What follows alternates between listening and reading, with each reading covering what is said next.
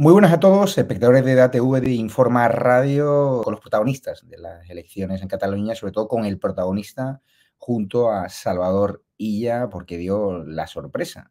Muchos sondeos pronosticaban que Alejandro Fernández no pasaría de la barrera de los 10 escaños, de los 10 diputados en el Parlamento de Cataluña. Pero lo cierto es que a base de perseverancia, a base de mantener un discurso coherente contra el separatismo, contra Puigdemont, también hablando de los problemas que preocupan a los catalanes, ¿no? De esa parálisis de Cataluña como comunidad autónoma, de los problemas de la inseguridad, de la inmigración ilegal, pues supo colocar, ¿no? Su mensaje incluso en un electorado, ¿no? Al que no pretendía o al que no sabía si iba a poder llegar. Y además sorpasó a Vox cuando había sondeos que no reflejaban que Alejandro Fernández tuviese posibilidades de sacar más representación que Ignacio Garriga, una campaña donde, a diferencia de otros candidatos del PP, nunca ha atacado a Vox, siempre lo ha tratado como un partido hermano, y al final el tiempo ha demostrado que los dos partidos pueden crecer de forma independiente, de forma complementaria, y eso nos llena de esperanza a los que tratamos desde estos programas fomentar, ¿no? El entendimiento entre dos formaciones que deberían ser amigas. Saludo ya a Alejandro Fernández, candidato del PP en Cataluña, ya parlamentario, líder, ¿no? Del Partido Popular allí en el Parlamento catalán. ¿Y qué tal estás? ¿Has descansado o no? Sí, la verdad es que sí. Después de unos días en los que he dormido muy poco, la verdad es que me hacía falta un día de poder dormir tranquilamente. Ese día ha sido hoy, curiosamente, con lo cual me he podido ya levantar totalmente regenerado y con ganas de dar guerra de nuevo. Pero bueno, muy satisfechos, evidentemente, por el resultado electoral, pero como siempre digo, con la misma humildad que cuando sacas un mal resultado. Al día siguiente tienes que ponerte a trabajar sin descanso de nuevo. Las celebraciones, pues como mucho 24 horas. A las 24 horas a currar de nuevo. Te diste un baño de masas en la sede del Partido Popular en Génova, llegaste con mucha humildad, pero es cierto que en precampaña se especuló mucho, ¿no? A veces el fuego amigo es el peor, pero es cierto que mantuviste la calma, hubo también muchos apoyos en redes sociales, gente, voces autorizadas como Cayetana Álvarez de Toledo, que incluso pidieron a Feijóo que eras el hombre, y al final el tiempo y tu trabajo, ¿no?, ha dado la razón. ¿Qué ha cambiado, no?, en ese Alejandro Fernández que hace unos años consiguió un mal resultado, porque tú nunca lo has escondido que fue un malísimo resultado, a ese Alejandro Fernández que ha reventado, como digo yo, todos los sondeos, sacando 15 escaños en unas elecciones muy complejas, con pocos recursos, donde había un cierto hastío por parte del público nacionalista de ¿para qué vamos a ir a votar si siempre van a gobernar los mismos? Pues bien, a base de mantenerte ese esfuerzo, a mí me gustaría preguntarte qué ha cambiado para que ahora el público catalán sí se haya sentido satisfecho con tu discurso. Bien, la primera cuestión es que nunca sabremos, porque es imposible hacer ese cálculo, ni siquiera los mayores expertos en demoscopia serían capaces, de valorar si tuvo más mérito por la coyuntura vivida sacar 3 hace 3 años o sacar ahora 15 en 2024. Porque efectivamente, yo soy la misma persona, el discurso no ha cambiado y sacar 3 entonces, que fue un resultado nefasto, también es cierto que muchas encuestas nos daban 0. Con lo cual también fuimos capaces de superar a las encuestas como hemos hecho en esta ocasión. Es verdad que en esta ocasión ninguna encuesta nos daba 0, nos daba un crecimiento muy importante, todas las encuestas nos aseguraban que íbamos a triplicar los resultados, lo que has comentado muy bien tú, desde la media pues podía estar entre los 9, 10 escaños en muchos casos, pero ninguna nos daba una subida tan extraordinaria como la que hemos tenido, ¿no? Por lo tanto, bueno, yo creo que en realidad ni he cambiado yo ni he cambiado el discurso, o sea, soy el mismo. Para mí la problemática de la situación en Cataluña es exactamente la misma y creo que el proceso debe acabarse, lo he explicado por activa y por pasiva. Creo que en ocasiones he arriesgado con el discurso porque a mucha gente le gusta pensar que esto se ha acabado definitivamente, que el apaciguamiento funciona, hasta que luego vienen las sorpresas negativas, ¿no?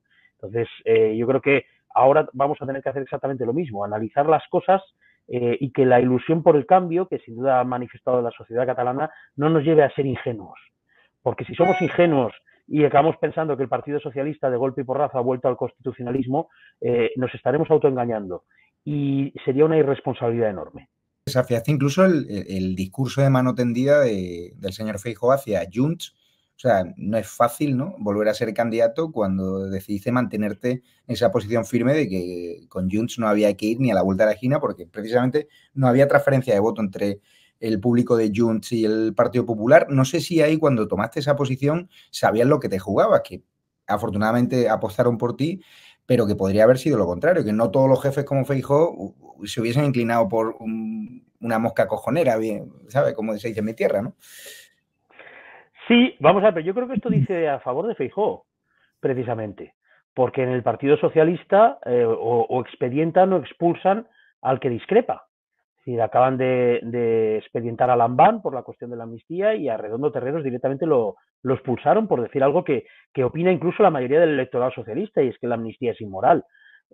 A mí nadie me expulsó, nadie me expedientó, y es verdad que las discrepancias pues, son difíciles de gestionar, pero en favor de Feijóo debo decir que finalmente pues he tenido todo el apoyo suyo en campaña, él se ha volcado y por lo tanto en fin, la confianza y la conexión con respecto a lo que hay que hacer en Cataluña es total en la situación actual y yo estoy muy satisfecho de ello. Creo que dice mucho a favor de Feijóo, dice mucho a favor del Partido Popular, que no es una secta, sino que es un partido en el que se puede discrepar.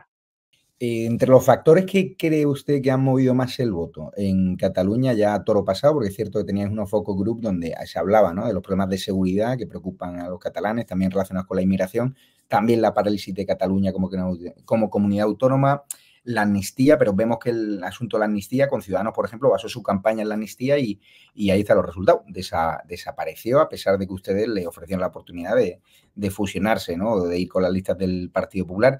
Viendo un poco el resultado, cómo se ha movido el voto a nivel sociodemográfico, ¿cuál crees que ha sido el factor? ¿O ha sido un compendio de varios? Yo creo que es la suma de todo. Nosotros nos presentamos a las elecciones con dos ejes fundamentales. Uno de orden de valores y otro en el orden de la gestión. Y no solamente no eran incompatibles, sino que no se podían entender el uno sin el otro. Nosotros lo que trasladamos desde el minuto uno es hay que acabar con el proceso porque el proceso no trae la independencia, trae la decadencia de Cataluña. Y esa decadencia se manifiesta en la gestión. Mala calidad educativa, poca seguridad ciudadana, los peores datos a todos los niveles, en listas de espera, una gestión del agua absolutamente nefasta, todo. Por lo tanto, nosotros nos presentábamos a las elecciones diciendo, sabemos lo que hay que hacer para gestionar mejor, pero sobre todo queremos que recuperéis la ilusión que en su momento pudo generar Ciudadanos cuando ganó, de aglutinar al electorado constitucionalista catalán que rechaza la idea de que en Cataluña tengamos que ser todos nacionalistas en mayor o menor medida, en mayor o menor intensidad, que es el camino que ha elegido el PSC y ha sido la fuerza más votada, ¿de acuerdo? Pero también ha habido muchísimos socialistas que han apoyado al Partido Popular precisamente porque no apoyan el nacionalismo obligatorio. Eso les había llevado en el pasado a defender las posturas de Ciudadanos y ahora nos defienden a nosotros. Estamos reagrupando el voto constitucionalista y yo estoy convencido de que en un plazo medio podemos ser una opción ganadora si no nos movemos de estos parámetros. Nosotros tenemos que ser la casa común de los catalanes que se sienten españoles y que no aceptan el nacionalismo, sea más duro o más light, como doctrina política, porque el nacionalismo es nocivo, destruye las sociedades. Ha pasado allí donde se ha aplicado, ¿no? Entonces yo creo que esa es la combinación de ambas ideas la que han provocado que finalmente pues hayamos tenido un apoyo electoral muy importante. En campaña electoral no has atacado a Vox, se ha demostrado que habéis crecido los dos partidos, el Partido Popular mucho más, habéis sorpasado a Vox e Ignacio Garría, pero la campaña ha sido una campaña fair play entre ambos partidos. ¿Crees que si esa estrategia la hubiese calcado el Partido Popular en las pasadas elecciones generales del 23 de julio, donde Feijóo y otros dirigentes atacaron a Vox directamente, ahora Sánchez probablemente no estuviese en la Moncloa? Yo creo que agua pasada no mueve molino y que tampoco se puede hacer un análisis que en ocasiones es mucho más complejo sobre lo que acabó pasando en aquellas elecciones. Yo sí que tengo muy claro lo que dije, es decir, yo no soy de Vox, soy del Partido Popular y por lo tanto a mí lo que me interesa es que el Partido Popular tenga el mejor resultado posible. Pero tengo muy claro que en Cataluña mis adversarios en unas elecciones autonómicas son los separatistas y la izquierda que les sostiene. Debo decir que a mí me han atacado mucho tanto desde Ciudadanos como desde Vox durante la campaña. Lo que pasa es que yo no he entrado al trapo. Bueno, pues supongo que a lo mejor intuían que nosotros podíamos tener un crecimiento importante. Pero también tengo muy claro que la gran batalla que hay en Cataluña, además de la gestión de las cosas, es la preservación del orden constitucional. Y allí, aunque Vox y el Partido Popular no opinemos lo mismo, porque Vox opina, por ejemplo, que hay que suprimir todas las autonomías, cosa que para mí pues hubiera impedido que Ayuso en Madrid, sin ir más lejos, o Juanma Moreno en Andalucía hoy fueran un contrapeso al poder de Sánchez, que todo lo quiere y que todo lo pretende controlarlo. Creo que las autonomías, eso sí, bien gestionadas y con las ideas claras, garantizan equilibrio en España, pero a lo que me refiero fundamentalmente es a la unidad de España. Y en lo que se refiere a la unidad de España, Ciudadanos, Vox y PP tenemos muy claro que con eso no se negocia. Y por tanto, en unas elecciones autonómicas, aunque haya diferencias, yo ahí coincido con esas dos formaciones políticas. Por lo tanto, tomé la determinación de no referirme a ellos en campaña. Ellos que hicieran su camino y yo haría el mío. Y efectivamente creo que es el camino adecuado. He leído mucho análisis de dónde han estado las claves del resultado del Partido Popular y algunos medios hablaban, ¿no?, de la irrupción de Feijóo en campaña, vinculando, ¿no?, los problemas de seguridad a la inmigración. Eso ha jugado a favor, porque también de su equipo me dicen que una de las claves ha sido que usted se ha mantenido inalterable a los sondeos, es decir, que tenía claro su camino, su estrategia, con independencia de lo que hiciesen los demás, de que cambiase un poco el tablero, los factores, la actualidad. Pero de repente Feijóo aparece y empieza a hablar de la inmigración ilegal. ¿Por qué se hizo eso? Y algunos medios lo interpretan como que ha sido una de las claves del éxito también. Yo lo primero que creo es que nosotros ya estábamos hablando repetidamente sobre inmigración ilegal. Yo repetí en varias intervenciones la doctrina de mi partido en el sentido de que las personas que vengan de otros países a trabajar y a respetar nuestro ordenamiento jurídico son bienvenidos y aquellos que convierten la multirreincidencia delictiva en un modus vivendi deben ser expulsados. Esa frase la he repetido hasta la saciedad. Yo creo que en cualquier caso las derrotas son compartidas y los éxitos también. Y ya sé que no suele ser así. Suele decirse aquello de que la victoria tiene 1000 padres y la derrota es muy huérfana. Y yo también tengo muy claro una cosa. Del mismo modo que supongo que el fracaso de hace 3 años yo tenía una parte de responsabilidad y también la tenían el resto del partido, sería yo muy poco justo si intentara yo ahora atribuirme en exclusiva el éxito. Y por tanto creo que el éxito es de todo el partido, el éxito es de Feijóo y el éxito es mío. Es un éxito compartido. Y creo además que todos hemos aportado. Feijóo con su estilo, yo con el mío, y creo que eso ha dado un muy buen resultado porque han sido discursos perfectamente complementarios. Es cierto que yo en una campaña electoral, cuando tomo la determinación de hacia dónde creo que hay que ir, no me muevo, no me gustan los bandazos. ¿Por qué? Pues porque creo que pueden desorientar al electorado. Y una vez ya has tomado una decisión, esa decisión tiene que ser estratégica, tiene que ser también ajustada a tus principios y valores y no modificarlos en función de las encuestas o lo que sea, ¿no? Yo creo que eso también ha sido importante. Creo que no nos hemos movido de lo que teníamos que trasladar desde el minuto 1 y eso ha dado resultado. Una curiosidad, ¿cuánta gente te llamó el día después de las elecciones de hace unos años cuando sacaste 3 escaños? ¿Y cuánta gente te escribió o te llamó el pasado domingo? O sea, has notado, yo creo que dos planos totalmente distintos. O sea, la derrota más absoluta y el triunfo más absoluto desbordando los sondeos, ¿no? Es una curiosidad que tengo. Hoy le han anunciado que Ignatieff ha sido premiado con el príncipe de Asturias. Ignatieff tiene un libro maravilloso llamado Fuego y cenizas, donde explica su experiencia como candidato a primer ministro de Canadá. Hay que tener en cuenta que Ignatieff es un intelectual de un nivel que, bueno, cualquiera de los que nos dedicamos a la política por aquí, por mucho que nos guste leer un poco, no le llegamos ni a la suela de los zapatos, pero él vivió una experiencia muy dura, y es que siendo una persona con unas capacidades intelectuales formidables, un candidato con una imagen magnífica, se llevó un resultado absolutamente catastrófico. Y además con un candidato que tenía delante bastante populista y que no le llegaba ni mucho menos a la altura. Y de ahí escribe su experiencia en el libro Fuego y cenizas. Y a mí ese libro me sirvió mucho para afrontar el fracaso de hace 3 años, con la humildad necesaria. Y efectivamente es lo que acabas de comentar tú, pues esos días me llamaba poca gente y en cambio ahora me está llamando todo el mundo. Ni te tienes que hundir en la miseria cuando no te llama nadie, ni te tienes que venir demasiado arriba en estos días, ni creerte la última galletita del paquete. Es decir, aquí realismo y humildad siempre, porque si pierdes la seguridad en ti mismo, porque te van mal las cosas, mal. Pero si te crees el rey del mambo el día que te van bien, peor todavía. Con lo cual hay que mantenerse siempre firme, pero sereno y sin venirte arriba. Vamos al minuto y resultado. Esta mañana tu Twitter muy activo porque ya empezaron las fake news, la desinformación, y parece que le van a regalar, ¿no?, un puesto en la mesa del Parlamento, cuando usted lo ha aclarado, que al PP le corresponde una plaza en la mesa del Parlamento por los votos obtenidos, no porque Salvador Illa, y usted le llama el generoso, nos lo conceda. ¿Cuál es el minuto y resultado? ¿Cuál va a ser la postura del PP? ¿Qué va a pasar en Cataluña? Porque hay muchos que se están planteando si Sánchez va a hacer presidente a Puigdemont, si Sánchez va a acabar gobernando con RC, reeditando el tripartito. Si usted tuviese que hacer una quiniela de lo que va a pasar en Cataluña, ¿qué haría? ¿Qué diría? A ver, quiniela no puedo hacer porque es absolutamente imprevisible. Yo, la primera idea que tengo clarísima es, y es indiscutible, la experiencia nos demuestra hasta ahora que para Pedro Sánchez lo fundamental es mantenerse en la Moncloa, que todo lo demás es accesorio. Eso significa que necesita a sus dos socios vivos, que son Esquerra y Junts. A partir de aquí no tengo ninguna duda de que sacrificará, si es necesario, a Illa para mantenerse en la Moncloa. Pensar lo contrario es ser ingenuos y no conocer a Pedro Sánchez.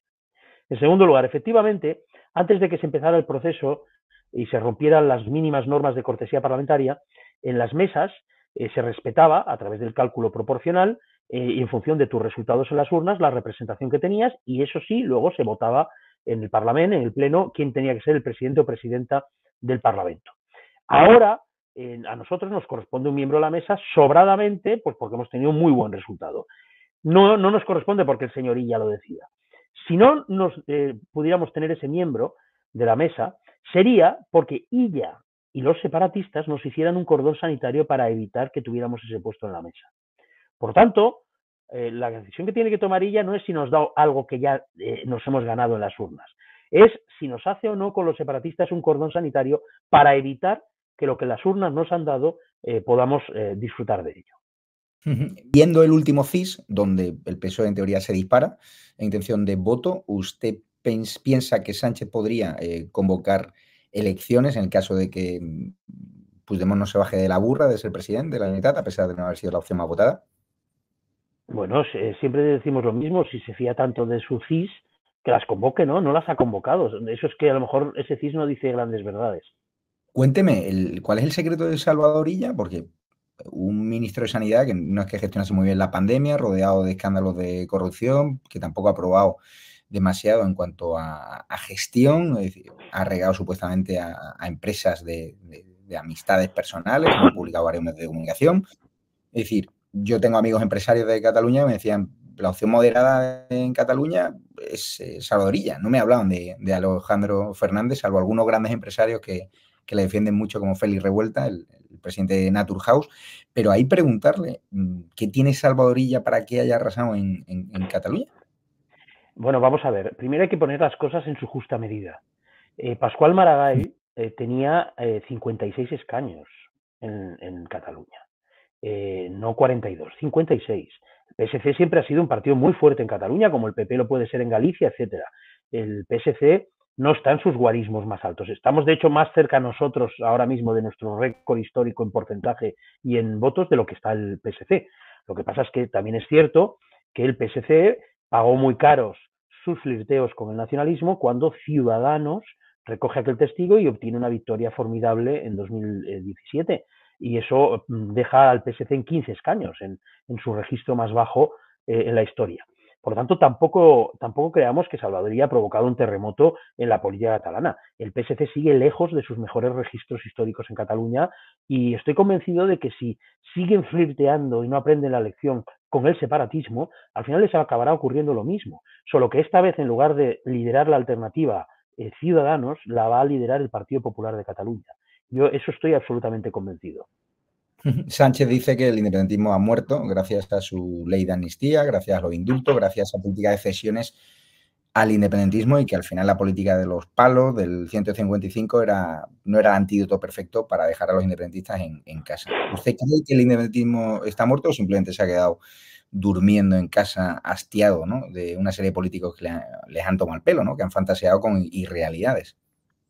Es que una cosa es los resultados electorales y otra cosa es la calidad de la democracia y de cómo se puede proteger ante un futuro golpe. Lo que ha ocurrido en España es gravísimo porque al darles todas las cesiones a los separatistas los separatistas podrían tener la oportunidad en el futuro de lanzar un golpe sin que nadie les pudiera responder. ¿Por qué? Pues porque el delito de sedición se ha suprimido, el de malversación se ha hecho a la medida de alguien que monta un golpe de Estado para que no tenga consecuencias, los indultos significan la impunidad para cometer dichos delitos. En definitiva, claro, el separatismo estará mal electoralmente, pero si vuelve a recuperar fuerza electoral no tendrá a nadie delante para darle respuesta. Y luego hay una profunda inmoralidad, que es la de, en fin, prácticamente atribuirle al PP que los separatistas dieran un golpe. El golpe lo dieron los separatistas y al PP le tocó frenarlo. Y no fue sencillo, pero lo frenó. Entre otras cosas porque estando el Partido Popular en el gobierno, los golpistas tuvieron que responder ante los tribunales. Y se recuperó el orden constitucional y se garantizó la seguridad en las calles. Ese es el balance del asunto. Quien luego ha traicionado a sus electores constantemente es el Partido Socialista. Y yo ya sé que las teorías del apaciguamiento pueden ser muy atractivas a corto plazo porque son muy cómodas, ¿no? Les das todo a los separatistas y así estamos más tranquilos, claro. Pero luego la historia nos demuestra que cuando vuelven, vuelven con más fuerza. Y entonces ya verá cómo seremos nosotros en el Partido Popular los que tendremos que volver a frenar. Y a todos aquellos empresarios, ¿no? Conocerá alguno que le están diciendo ahora que hay que legitimar a Junts para negociar, que una vez que se supere el debate de la amnistía, Junts podría ser la convergencia de Pujol con la que Aznar no tenía problemas a la hora de pactar. ¿Usted se ve en ese escenario de poder llegar a acuerdos con Junts que puedan llevar a Feijóo a la Moncloa? Yo creo que no hay que confundir deseos con realidad. Es decir, sí, es muy bonito decir esto de, bueno, ojalá pudiéramos recuperar el diálogo con la derecha nacionalista catalana. Pero claro, es que el problema es que para que eso sucediera, Junts tendría que convertirse en otra cosa. Y estamos fantaseando con la idea de que Junts se convierta en una cosa que no es. O sea, Junts no tiene nada que ver con Miquel Roca, ni con Joaquín Molins, ni con Durán Lleida, que tampoco eran angelitos, o son angelitos, pero como mínimo respetaban las reglas del juego constitucional en su manera de hacer política. Ahora estamos hablando de Puigdemont, estamos hablando de Quim Torra, estamos hablando de Laura Borràs, estamos hablando de Míriam Nogueras, estamos hablando de gente que sostiene que España es una dictadura fascista. Por lo tanto, eso no tiene nada que ver con la antigua convergencia. Y yo no soy optimista con respecto a que Junts per Catalunya se transforme como por arte de magia en un partido realista, centrista, esas cosas, ¿no? Aquí es vital no llevarse a engaño. Las cosas son como son, no como nos gustaría que fueran. De hecho, una de las claves de la recuperación del Partido Popular de Cataluña, a mi modo de ver, humildemente es mi opinión, es que no nos hemos hecho trampas al solitario. Hay partidos políticos que han desaparecido. En Cataluña ha pasado con muchos. Ya no existe Convergencia Democrática, ya no existe el PDeCAT, ya no existe Unión Democrática, que era un partido histórico, Ciudadanos prácticamente ya no existe como tal, y creo que muchas veces tiene que ver con el hecho de autoengañarse cuando las cosas vienen mal, ¿no? Y aquello que decimos aquí en la expresión catalana es encaparrar-te, ¿no? O sea, insistir, atrincherarte en una idea que tú, como crees que es la mejor idea del mundo, aunque la realidad te esté demostrando que va por otro lado, tú sigues y sigues y sigues, al final desapareces. Por lo tanto, nosotros creo que hay algunas cosas que pasaron en los años previos al golpe, que en las que creo que nos equivocamos, y creo que mucha gente se ha dado cuenta de que hemos rectificado. Una de ellas es precisamente que, yo lo he explicado muchas veces, al gobierno del Partido Popular le correspondió frenar el golpe, y creo que lo hizo, pero mucha gente nos reprochó que se hizo un pelín tarde, y que durante ese pelín tarde se sintieron abandonados. Y yo creo que tuvo que ver precisamente con eso, con la idea de no detectar la verdadera naturaleza del rival que tenías delante. Y que no era la antigua convergencia, que se negociaba una carretera con ellos y no sé qué. No, no, no, no. Eran gente dispuestos a hacer un golpe de Estado. Y lo hicieron. Por tanto, con gente que está dispuesta a eso, mucho cuidado. O sea, porque no se van a volver ursulinas civilizadas como por arte de magia. O sea, llevan ese espíritu dentro. Y por tanto, yo autoengaños cero. ¿Le ha dado pena el final de Ciudadanos en Cataluña y esa obsesión de Carrizosa, es decir, ahora que se van a volver a presentar a las europeas, ¿hay algún intento por su parte de que entren en razón o ya lo da por perdido? Yo creo que la integración de Ciudadanos electoral y orgánica ya se ha producido de facto. Yo, como he explicado antes, nunca ha salido una palabra crítica mía hacia Carlos Carrizosa, ni en público ni en privado, entre otras cosas porque hemos estado juntos en días muy difíciles, además ejerciendo el mismo papel.